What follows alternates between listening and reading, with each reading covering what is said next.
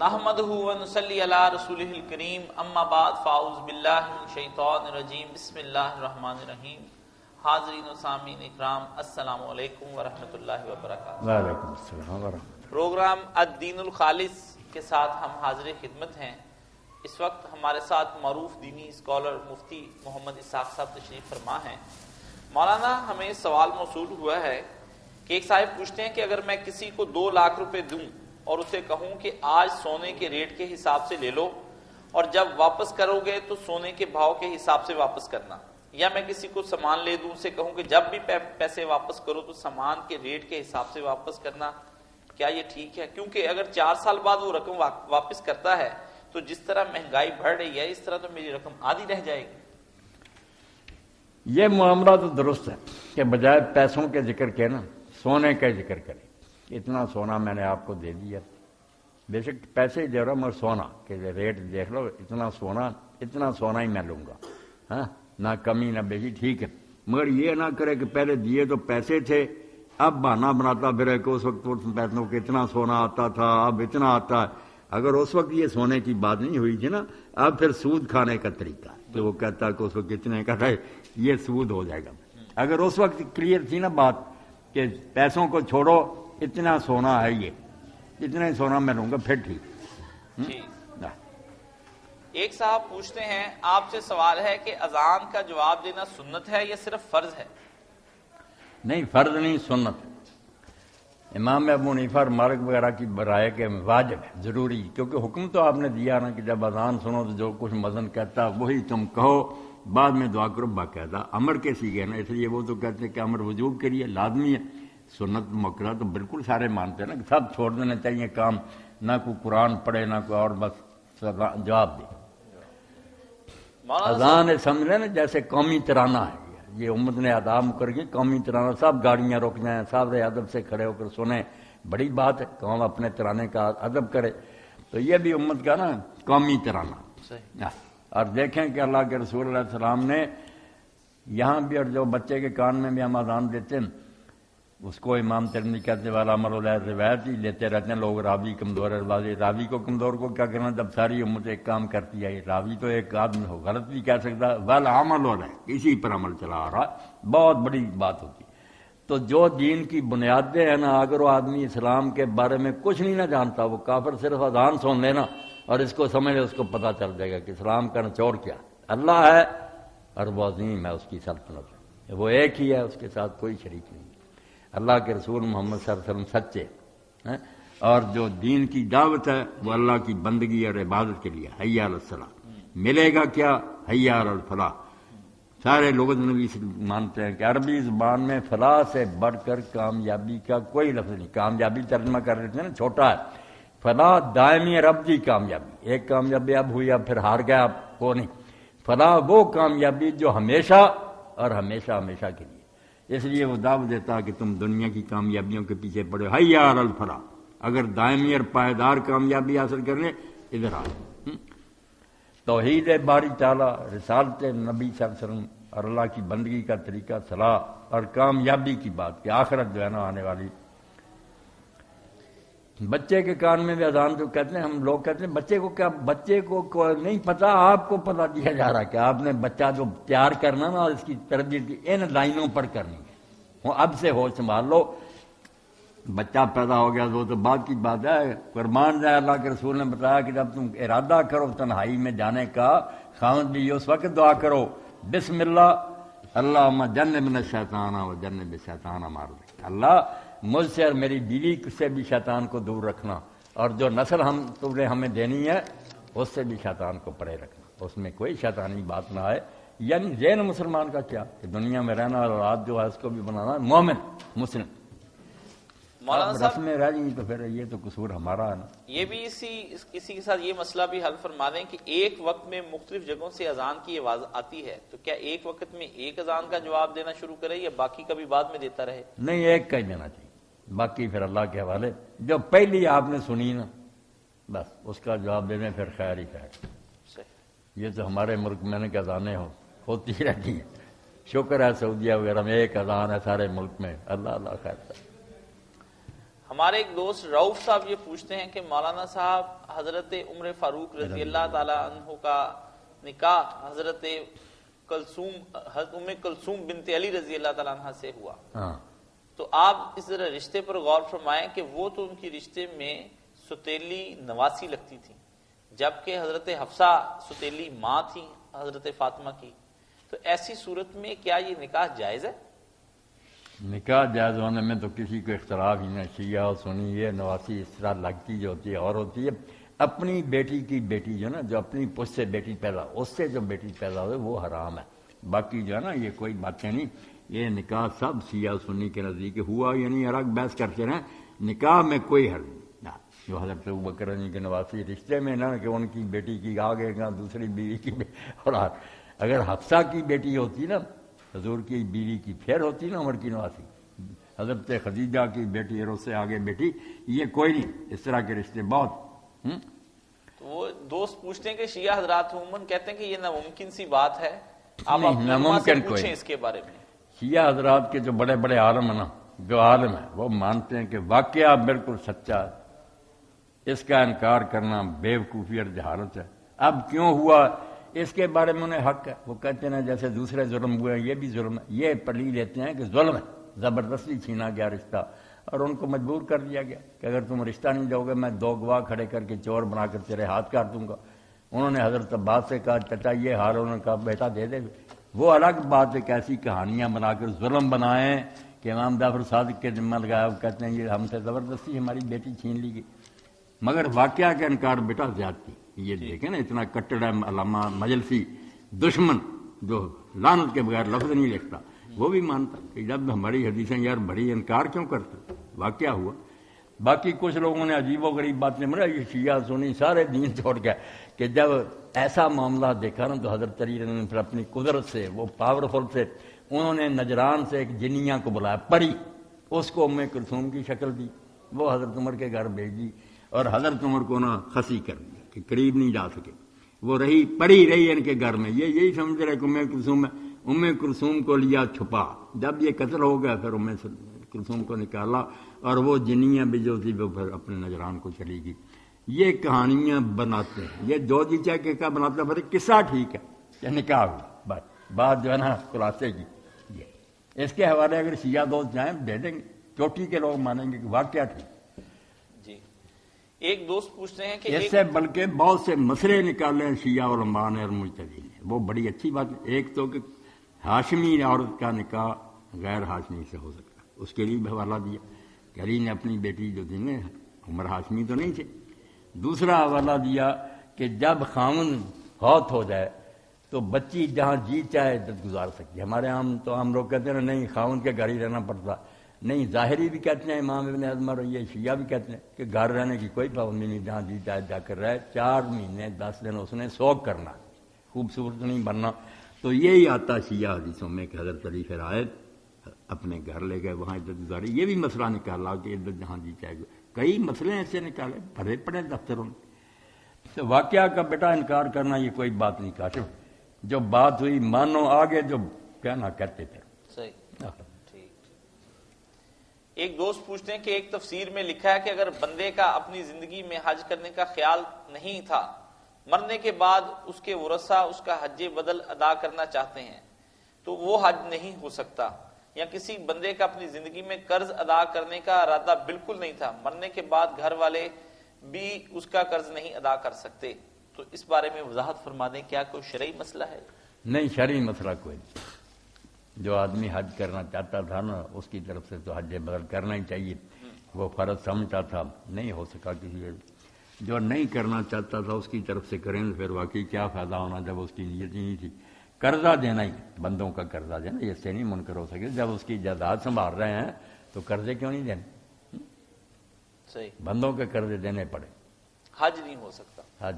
حج اسی صورت میں کہ وہ فرض سمجھتا تھا، کرنا چاہتا تھا، موت کی وجہ سے یا بیماری یا حکومت کی کسی رکاوٹ کی وجہ سے نہیں کر سکا۔ ایک صاحب سوال پوچھتے ہیں کہ کیا کسی حدیث میں مسافر کے لیے جمعے سے جمعے تک موضوع پر مسح کرنے کا ذکر ہے؟ اگر ہے تو کیا وہ حدیث صحیح ہے؟ نہیں، مسح موضوع کی مدت جو نا مسافر کے لیے 3 دن 3 رات وطن میں جو آدمی اس کے لیے ایک دن ایک رات بس، جمعہ سے جمعہ تک کوئی نہیں۔ البتہ یہ کچھ لوگوں نے کہا ہے، ارے معقول بھی ہے بات کہ اگر کسی ایسے علاقے میں کہ اگر 3 دن بعد یا 1 دن بعد اتارے، توبہ توبہ، ایسی سردی ہے جیسے سیاچین وغیرہ، تو سکڑ جائیں گے پاؤں، وہاں سال بھی گزر جائے نا، اگر وہ نہیں اتارتا تو مسا کرتا ہے، وہ بات ٹھوس، وہ حالات الگ ہیں کہ اگر اتارتا ہے وردی، وہاں تو بیٹا وردیوں میں بھی لوگ بالکل ایسے ہی۔ اور اگر جرابوں پر مسح کر لیا جائے بعد میں انہیں اتار لیا جائے تو کیا نماز پڑھی جا سکتی ہے یا دوبارہ وضو کرنا پڑے گا؟ وضو دوبارہ کر لے تو ٹھیک ہے، ورنہ کوئی بات نہیں۔ جیسے میں سر پر ہاتھ پھیروں ہوں نا وضو کرتے وقت، کہ بعد میں سر مڈا دوں، حجامت بنوا دوں، میرے بال کاٹ دیے، تو یہ کوئی نہیں میرا مسا ساتھ ہی چلا گیا، مسا کہیں گے۔ اسی طرح یہ پاؤں کی بات کہ جرابوں پر اگر مسا کر لیا تو تار بھی دیے نا، مسا قائم ہی ہے، مسا قائم۔ اگر وضو ٹوٹ گیا پھر ٹھیک، نیا وضو کریں گے۔ ایک صاحب پوچھتے ہیں کہ اگر سجدہ صاحب سلام پھیرنے کے بعد کیے جائیں تو کیا دوبارہ سلام پھیریں گے؟ اور تشہد پڑھنا ضروری ہے کیونکہ پھر تشہد پڑھنے کے علاوہ والی جو بات ہے اسے لوگ شاذ کہتے ہیں، اور یہ علامہ البانی کی رائے بھی ہے۔ بات یہ ہے کہ نماز میں قبول ہو جائے نا اور سجدہ صاحب کرنا، تو اس کے لیے جو بات اصل میں ذہن میں بٹھانے کی وہ یہ ہے کہ جو عبدو و رسولوں کے بعد ایک طرف سلام پھیر کر 2 سجدے کرتے ہیں نا، پھر اٹھ کر اتحیات درود شریف دعا پڑھتے ہیں، یہ طریقہ کوئی نہیں، اس کا کوئی ثبوت نہیں، نہ یہ کوئی بات ہے۔ یہ کرنا چاہیے کہ نماز کو اینڈ تک لے جانا، جو ہوگی نا غلطی ہو گئی، اب نماز ٹھیک سلام تک لے جائے، اتحیات درود شریف دعا سب پڑھ لیں، مرحلہ آ گیا سلام کہنے کا، اب دونوں طریقے ٹھیک ہیں، سنت ہے، سلام بالکل نہ کہے کسی طرف بھی، اللہ اکبر کے اگر سجدے میں چلا جائے، 2 سجدے کرے، اٹھ کر بیٹھ جائے، پھر اتحیات نہیں پڑھنی، اگر سلام سے پہلے کیے نا پھر اٹھ کر فوراً اسی وقت السلام علیکم ورحمۃ اللہ، اور اگر سلام پھیر دیا 1 پھیریں یا 2 پھیریں کوئی بات نہیں، پھر 2 سجدے کیے پھر ٹھیک ہے، شاذ شوذ نہیں کہنا چاہیے، پھر عبدو و رسولوں تک نئے سرے سے پڑھے، پھر سلام کہے، وہ پہلا سلام نماز کا تھا، یہ اب سجدہ صاحب کا ہوگا، شاید کوئی نہیں کہنا چاہیے، کیونکہ علامہ البانی کو پتا بھی صحابہ سب کا عمل یہی تھا، آپ مانتے ہیں پھر کیا کہتے ہیں، روایت میں کمزوری، روایت کو آگے لگانی، جب صحابہ کرام سارے یہ کام کرتے تھے۔ میری باتیں سمجھنے کی کوشش کرو کہ دین کو صرف لفظوں سے نہیں لینا چاہیے کہ فلاں روایت یہ ہے، ساتھ دیکھنا چاہیے کہ جو لوگ آپ کے پاس رہے وہ کیسے یہ کام کرتے رہے، ان کو نہیں رد کر سکے، مانتے ہیں کہ ان کا عمل یہی ہے۔ ایک صاحب پوچھتے ہیں کہ اگر کوئی امام غلطی سے تشہد بیٹھنے کی بجائے کھڑا ہو جائے تو کیا مقتدی بھی کھڑے ہو جائیں یا مقتدی سے سبحان اللہ کہہ کر بیٹھنے پر مجبور کریں؟ امام اگر کھڑا ہونا شروع ہو جائے نا غلطی سے تو لوگوں کو چاہیے ٹوکے، سبحان اللہ کہیں، اگر تو سیدھا کھڑا ہونے سے پہلے یہ اس کو سمجھ آ گئی اور بیٹھ گیا، کچھ لوگ کہتے ہیں کہ نہیں گھٹنوں سے ذرا اوپر ہو جائے پھرنا نہیں لوٹے، نہیں، سیدھا نہ کھڑا ہو جائے، اگر سیدھا کھڑا ہو گیا تو پھر پتہ چل گیا غلطی ہوگی، وہ واپس نہ آئے، اگر سیدھا کھڑا ہونے سے پہلے سمجھ آ گئی تو بیٹھ جائے، اور آخر میں سجدہ صاحب کرنے کی کوئی ضرورت نہیں، خیر ہی خیر ہے، یہ کہتے ہیں اٹھنا ہی شروع ہو گیا تو نہیں، اگر سیدھا کھڑا نہیں ہوا تو معافی ہے، آ گیا واپس، اور اگر سیدھا کھڑا ہو گیا پھر واپس نہ آئے، اور نمازی بھی کھڑے ہو جائیں، پھر آخر میں جا کر نا وہ اس کا تدارک کرے۔ یہ مولانا یہ اکیلا آدمی نماز پڑھا ہے تو بھی اس کے لیے یہی صورت کہ سیدھا کھڑا ہو گیا پھر نہ واپس آئے، پھر آخر میں سجدہ صاحب، سیدھا کھڑا ہونے سے پہلے سمجھ آ گئی واپس آ گئے، پھر سجدہ صاحب بھی کوئی نہیں۔ بشیر ملک صاحب USA سے پوچھتے ہیں مولانا صاحب یہ فرمائیے کیا ہم نوافل میں کے سجدوں کے اندر اللہ تعالیٰ سے دعائیں بھی مانگ سکتے ہیں اور درود شریف بھی پڑھ سکتے ہیں؟ ملک صاحب اللہ آپ کو سلامت رکھے، یہ لوگوں نے جو تفریق کر رہی نا کہ فرضوں میں نہیں کر سکتے اور نفل سنتوں میں کر، یہ ان کی بناوٹی باتیں، بالکل فرضوں کی میں بھی، سجدوں میں، رکوع میں، جہاں جی چاہے نا رکوع میں بھی آپ تسبیح کرنے کے بعد دعائیں مانگیں، دعا سے ہی نماز میں جان پیدا ہوتی، بہت مانگنی چاہیے دعائیں، سنتوں نفلوں میں بھی، فرضوں میں ہر ایک میں کر سکتے۔ اقبال صاحب UAE سے پوچھتے ہیں کہ مولانا صاحب میرے ایک دوست نے اپنی بیوی کو SMS کے ذریعے یعنی میسج کیا فون کے ذریعے سے، اور ایک وقت میں اسے 2 دفعہ طلاق دی، پھر کچھ دن کے بعد اس نے ایک اور اسے ایس ایم ایس کیا جس میں اس نے پھر اسے طلاق دے دی. بعد میں اس نے پیپر کے ذریعے سے اپنی بیوی کو طلاق بھیجی جس میں صرف ایک طلاق لکھی تھی, اور وہ بھی اپنی ماں کے کہنے پر. ماں نے کہا کہ اگر تم نے اسے طلاق نہ دی تو پھر میں کچھ کھا کر مر جاؤں گی. مر جاتی. ایسی صورت میں یہ مرنے دیتا ہو کیوں طلاق کی؟ بالکل ایسی ماں ہے جو کہتی مر جاؤں گی اگر تم نے طلاق. توبہ توبہ. تو ماں بننا چاہیے, ساس ماں ہوتی, کہتی یہ بھی میری بیٹی ہے, گھر میں آئی. ایسی صورت میں مجھے یہ بتائیں کہ یہ ایک دفعہ طلاق ہوئی, 2 دفعہ ہوئی, یا 3 دفعہ ہوئی, جبکہ ایس ایم ایس کے ذریعے بھی 2 بھائی دفعہ بھیجی. ساری دنیا میں میں ایک ہوں جو یہ بوجھ اپنے کندھوں پر لے رہا ہوں کہ پہلی مرتبہ جو اس نے طلاق دی نا, اگر تو اس وقت 2 گواہ نہیں تھے, عورتیں بے شک کروڑوں ہوں, مرد 2 گواہ اس وقت نہیں تھے جب وہ کلمہ کہہ رہا تھا. بعد میں بے شک جتنا مرضی اشتہار ہو جائے, جب وہ کہہ رہا تھا نا کہ میں نے طلاق دی, اس وقت اگر 2 عادل آدمی سن رہے تھے تو وہ طلاق شمار کر رہی. اگر طلاق کے موقع پر گواہ نہیں, آپ سارے کو نا آگ میں پھینکے, کوئی طلاق نہیں. سچی بات جو ہے نا یہ پلے باندھے. اور دوسری بات یہ کہ ایک طلاق دینے کے بعد, ایک سے مراد ایک وقت, بے شک جتنی جی چاہے دی وہ ایک شمار ہوگی, اور اس کے بعد یہ طلاق دے ہی نہیں سکتا جو ہے نا, پھر بھیج دیا پیغام, یہ طلاق بالکل غلط. جتنے جی چاہے پیپر بھیجتا رہے کوئی نہیں, پہلی رہے گی. یہ مسئلہ ایسا ہے کہ آپ سارے سن کر حیران ہو گئے کہ پہلی طلاق جب تک یہ واپس نہیں نہ لیتا, رجوع نہیں کرتا, یا وقت گزر گیا تجدید نہیں کرتا, دوبارہ بیوی نہیں بناتا, یہ دوسری طلاق نہیں دے سکتا. کس کو طلاق دے رہا, وہ تو پہلے ہی عدت گزار رہی. یہ ایسا مسئلہ جو سمجھ آ گیا تو انشاءاللہ سارے گھر آباد رہیں. پہلی طلاق کے بعد طلاق دینے کا کوئی اختیار ہی نہیں کسی کے پاس. وہ تو متعلقہ طلاق دے دی ہوئی تم نے, وہ اپنا نکاح جو ہے نا ختم کر کے عدت گزار رہی, وہ واپس لو, یا رجوع کرو, یا پھر موقع آئے گا دوسری طلاق. زندگی تو 3 بیٹا, زندگی بھر میں 3 چانس ہیں. یہ کوئی نہیں کہ اس مہینے دے دی اس مہینے دے دی, بالکل غلط. طلاق کے بعد طلاق نہیں ہو سکتی. بس مولانا صاحب اس کے ساتھ یہ مسئلہ بھی حل فرما دیں کہ اگر میاں بیوی تو آپس میں خوشی سے رہ رہے ہیں, والدین یا ان کے کسی کے کہنے پر وہ طلاق دیتے ہیں, والدین کے کہنے پر وہ دیتا ہے, تو کیا یہ جرم ہوگا؟ جرم, بہت جرم, بہت جرم. کوئی حق نہیں کسی کہنے پر طلاق دیا. صحیح. اور ایک حضرت عمر طلاق کے بارے میں جو حضرت عبداللہ ابن عباس رضی نے کہا نا, بہت پیاری بات, اور جنہوں نے سنی عالم مان گیا کہ انما طلاق اور بطر.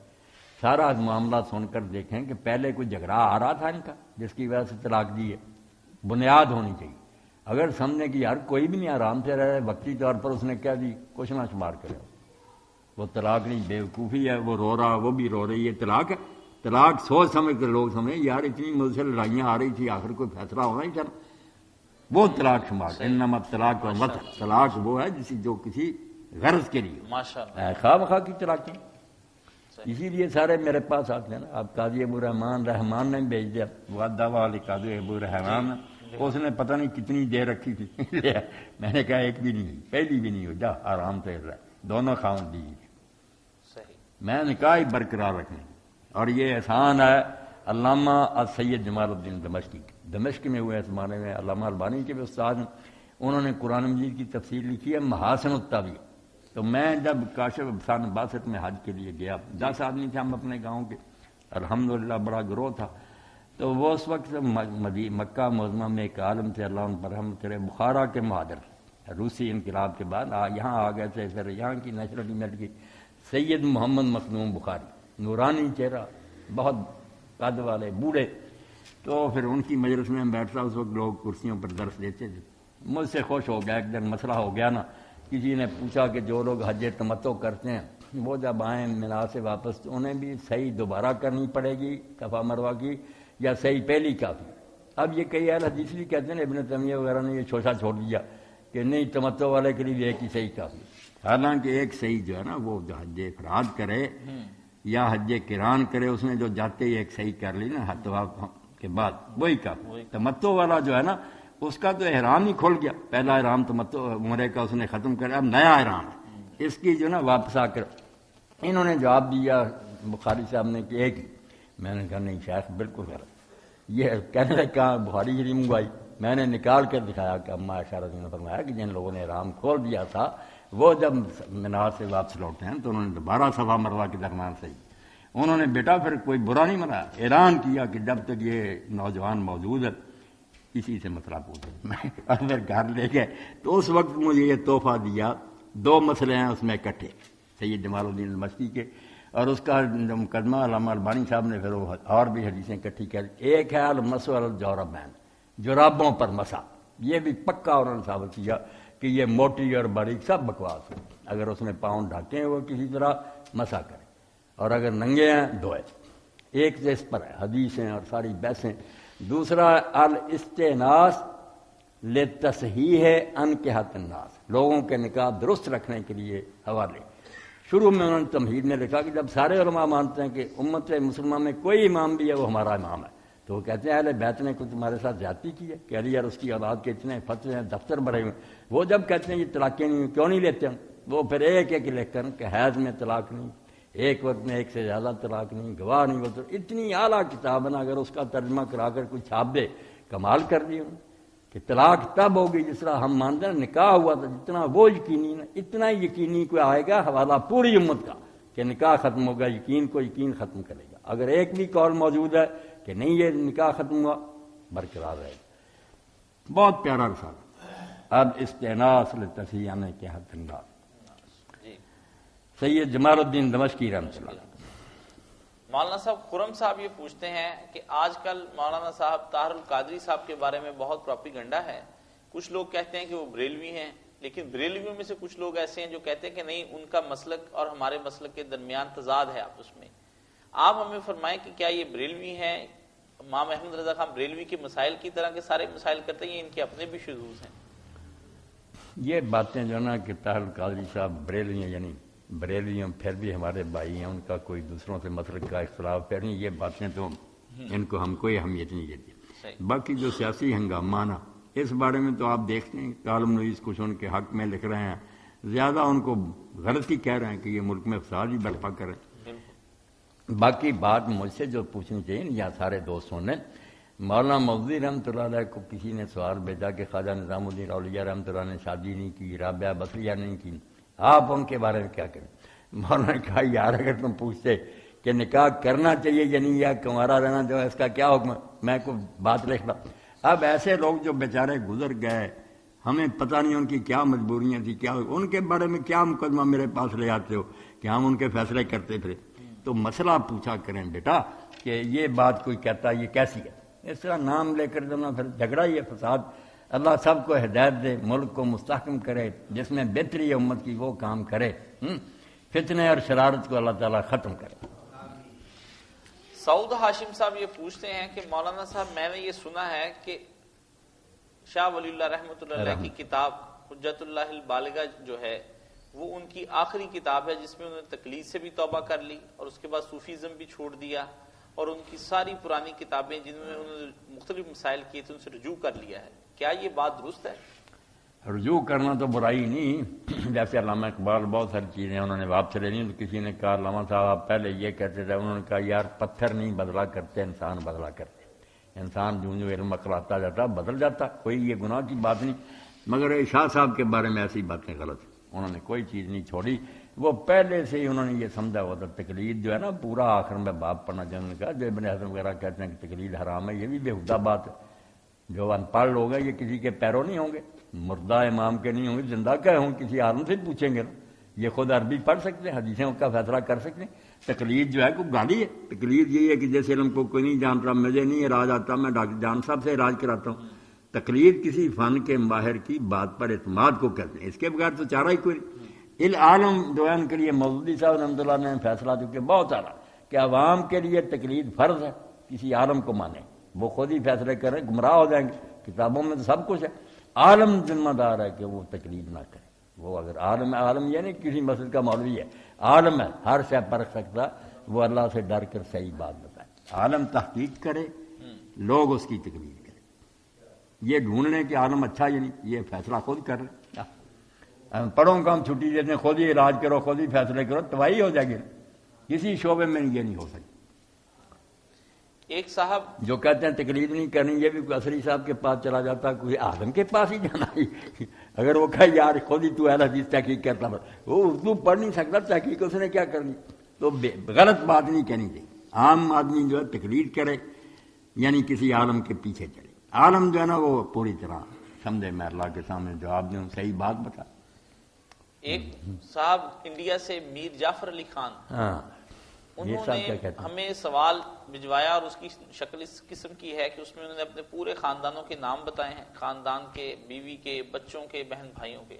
آخر میں دراصل وہ یہ لکھتے ہیں کہ مجھے یہ سب نام رکھے ہیں، کچھ لوگ کہتے ہیں کہ اس میں کچھ نام اچھے ہیں کچھ برے، لیکن بات یہ ہے کہ میں نے اپنی جاب جو ہے وہ کھو بیٹھا ہوں اور اب میں بہت پریشان ہوں، ہینڈ ٹو ماؤتھ ہو گیا ہوں. تو کیا یہ میرے گھر والے مجھ پر اثر انداز ہوتے روحانی طور پر، یا میرے پہ ویسے یہ مصیبت آ گئی ہے؟ تو برائے مہربانی مجھے کوئی جاب کے لیے کوئی وظیفہ بتا دیں. میر صاحب اللہ تعالیٰ آپ پر اور سب مسلمانوں پر رحم فرمایا. یہ پریشان نہ ہو، ناموں نے کیا کرنا اللہ کی طرف سے ہوتا.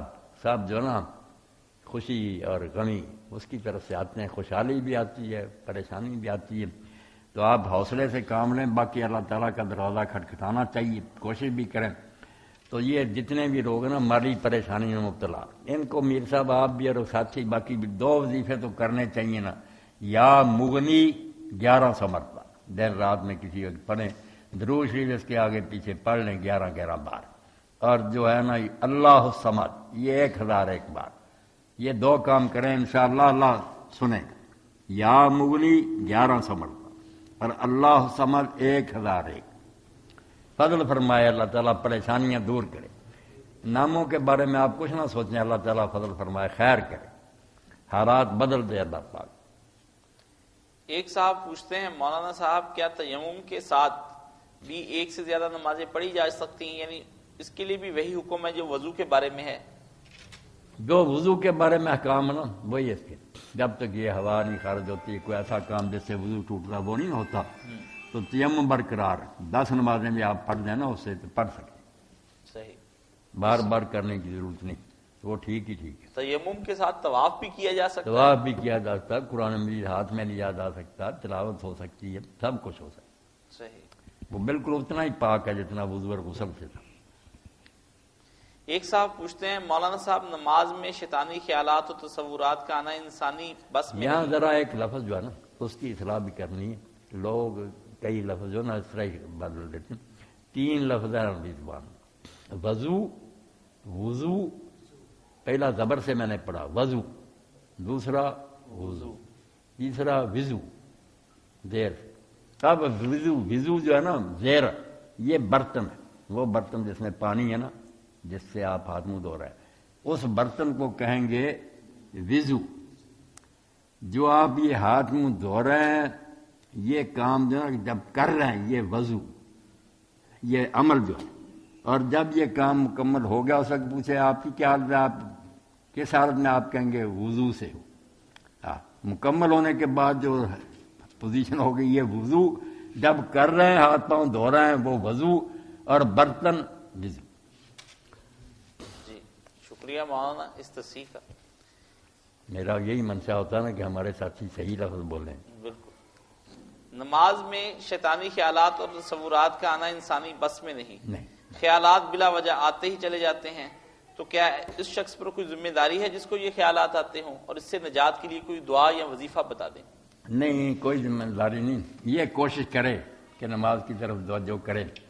اور اس کے لیے ایک آسان نسخہ یہ بھی ہے کہ اگر کوئی پاس نہیں نا نماز پڑھ رہا، پریشان نہیں ہو رہا، آپ کسی کو ڈسٹرب نہیں کر رہے، تنہائی میں اکیلے، تو ذرا اونچی آواز سے پڑھیں. کوئی نماز بھی ہو نا جو پڑھ رہا ہے الحمدللہ رب العالمین، یہ ذرا اونچی اونچی کہتے جائیں. ایک وقت میں ایک ہی آواز کان میں پڑے گی نا، پھر شیطانی کیا ہونے، یہی کلمات آپ کے کان میں پڑھتے رہے. یہ آپ اپنی نمازوں میں کیا کریں کہ اگر پاس نہیں نا کوئی نمازی تو سب کچھ جو ہے نا عصر ظہر مغرب عشاء سنت فجر تھوڑی تھوڑی آواز سے پڑھا کریں. وہ پھر آپ کو نا اپنی کلمات سنائی دیں گے. عمومی حالت میں مولانا پاکیزہ خیالات کی آمد کے لیے کیا دعا کرنی چاہیے؟ بس اب وقت ختم ہو رہا، سب لوگ نا ایک امر جو فجر کی نماز کے بعد شروع کریں، 41 بار پڑھا کریں.